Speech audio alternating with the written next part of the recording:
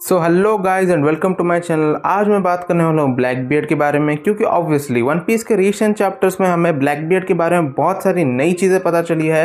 जैसे कि हमें इंट्रोड्यूस किया गया वन पीस में one of the strongest character को, जो है रॉक्सडी ज़बेक, और हमें ये भी पता चला कि रॉक्सडी ज़बेक एक्चुअली फादर है ब्लैक बियर्ड का। रिसेंट चैप्टर में हमने रॉक्स का बैक स्टोरी भी देखा, मतलब हमने पूरा बैक स्टोरी नहीं देखा रॉक्स का, लेकिन हमें ये दिखाया गया कि रॉक्स ने अपना क्रू कैसे फॉर्म किया और वो एक्चुअली में वर्ल्ड का मोस्ट वांटेड मैन कैसे बना। इन्हीं चैप्टर में हमने एक क्रेजी सीन भी देखा था, जहाँ पे हमने देखा था कि रॉक्सडी ज़बेक एक्चुअली में ईमू के बारे में जानता था, और हमने देखा था कि ईमू के पास जाने के लिए रॉक्सडी ज़बेक ने एक्चुअली 5 किंग्स को किडनैप किया था, मे भी शायद ईमू के साथ एक डील करने के लिए। हमने देखा था कि रॉक्सडी ज़बेक एक्चुअली में ईमू के सामने बैठा हुआ है फ्लावर हॉल में, लेकिन हमें अभी तक ये भी नहीं पता कि रॉक्स को ईमू के बारे में पता कैसे था। हमें तो ये भी नहीं पता कि रॉक्स एक्चुअली में रेवरी में कर क्या रहा था। मतलब मेरी एक थ्योरी है कि रॉक्स एक्चुअली में एक किंग था वर्ल्ड गवर्नमेंट एफिलिएटेड नेशन का। ये थ्योरी कुछ अभी तक कंफर्म नहीं है, लेकिन जो सीन हमने अभी रॉक्सडी ज़बेक का ईमू के सामने जाते हुए देखो, वो एक्चुअली में एक्सप्लेन करता है एक सीन जो हमने बहुत पहले देखा था ईमू का। इसमें हमने देखा था कि ईमू के हाथ में कुछ बाउंटी पोस्टर्स और कुछ फोटोज है कुछ लोगों के।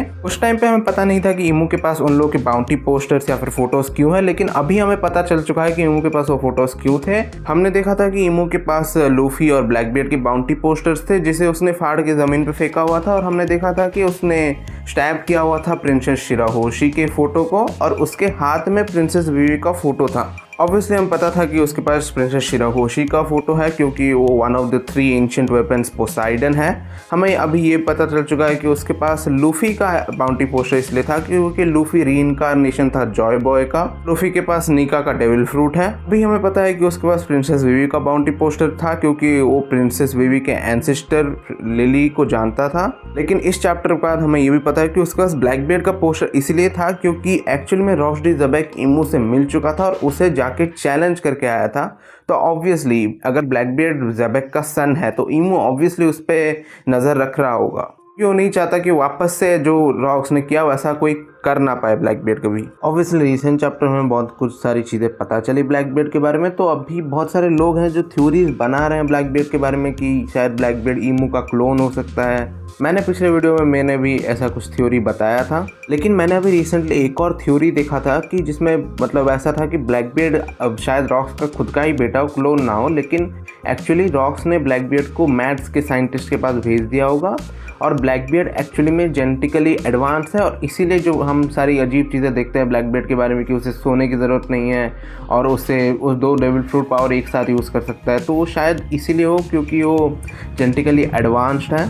तो अगर मैं आप लोग को सिंपली बताऊं तो इसका मतलब यही है कि जैसे सांजी और उसके भाई सारे के सारे जेनेटिकली एडवांस साइबोर्ग जैसे हैं, वैसे ही ब्लैक बियर्ड भी जेनेटिकली एडवांस्ड है, और मुझे लगता है कि हाँ पॉसिबल तो है ये चीज़।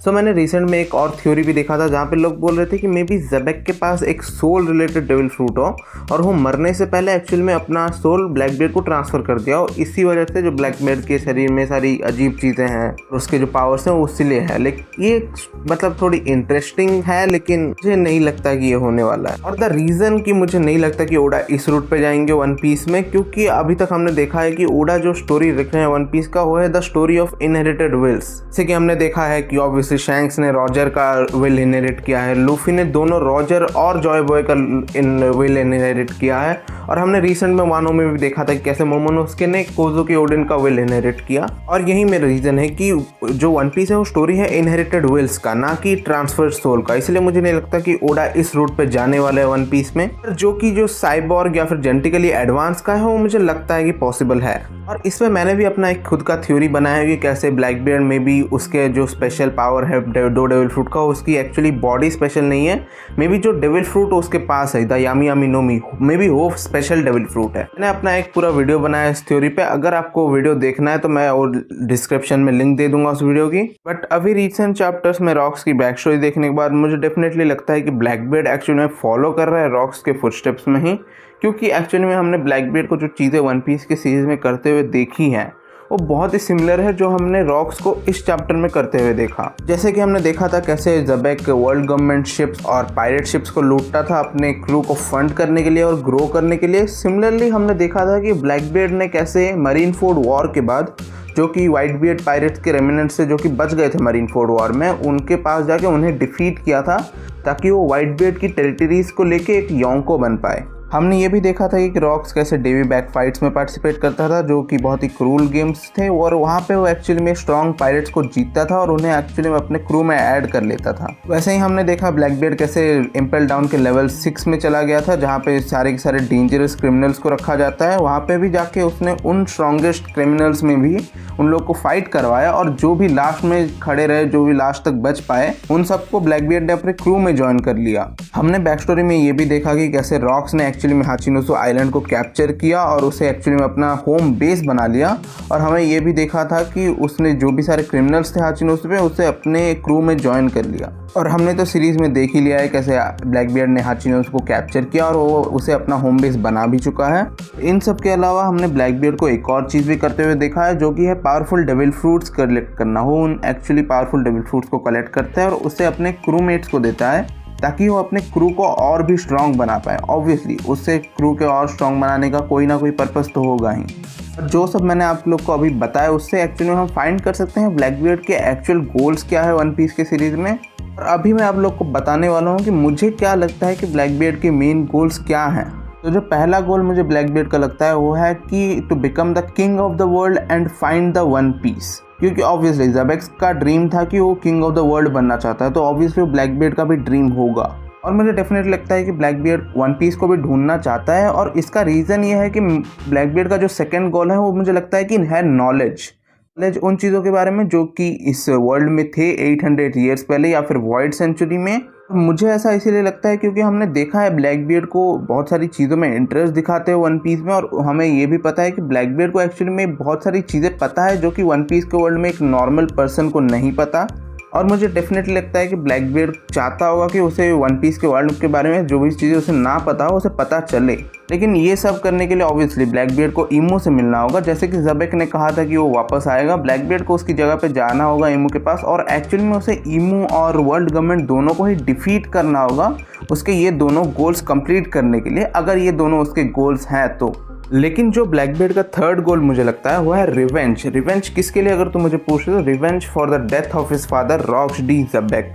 हमने सीरीज में ये तो देख ही लिया है कि ब्लैकबियर्ड कैसे एस के पीछे गया था, क्योंकि ऑब्वियसली एस रॉजर का सन है, और हमें ये तो पता ही है कि ब्लैकबियर्ड ने एक्चुअली में लूफी पे अपनी नज़र रखी हुई है, क्योंकि वो मंकी डी गार्प का ग्रैंडसन है।